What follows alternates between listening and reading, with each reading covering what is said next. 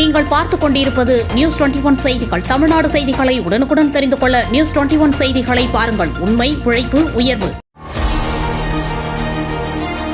நமது மாண்புமிகு தமிழ்நாடு முதலமைச்சர் அவர்கள் பொறுப்பேற்றவுடன் குறு, சிறு மற்றும் நடுத்தர தொழில் புரிபவர்கள் சர்வதேச தொழில் சந்தையில் போட்டியிடவும், அவர்களின் உற்பத்தி திறன் மற்றும் புதிய கண்டுபிடிப்புகளை ஊக்குவிக்கவும் தானியங்கி இயந்திரங்களில் பயன்படுத்தப்படும் துல்லிய பொறியியல் பாகங்களை உருவாக்கும் மையமாக கருதப்படும் சென்னை மண்டலத்தில் உள்ள காஞ்சிபுரம் மாவட்டம் திருமுடிவாக்கம் தொழிற்பேட்டையில் தொழில் முனைவோர் கூட்டமைப்பினருடன் இணைந்து ரூபாய் 47.62 கோடி மதிப்பீட்டில் ரூபாய் 33.33 கோடி அரசு மானியத்துடன் துல்லிய உற்பத்தி பெருங்குழுமம் அமைக்க அரசாணை வெளியிடப்பட்டது. இப்பெரும் குழும திட்டத்தில் முதல் பகுதியாக ரூபாய் 18.18 கோடி மதிப்பீட்டில் ரூபாய் 13.33 கோடி அரசு மானியத்துடன் வடிவமைப்பு மையம், மறு பொறியியல் பரிசோதனை கூடம், சேர்க்கை உற்பத்தி மையம், மேம்பட்ட பயிற்சி மையம், காப்புரிமை பதிவு வசதி மையம், நவீன பரிசோதனை மையம் போன்றவை நிறுவப்பட்டுள்ளன. இத்திட்டத்தின் பொது வசதிகளை தமிழ்நாட்டில் உள்ள அனைத்து MSME நிறுவனங்கள் மற்றும் ஸ்டார்ட் அப் நிறுவனங்கள் பயன்படுத்திக் கொள்ளலாம்.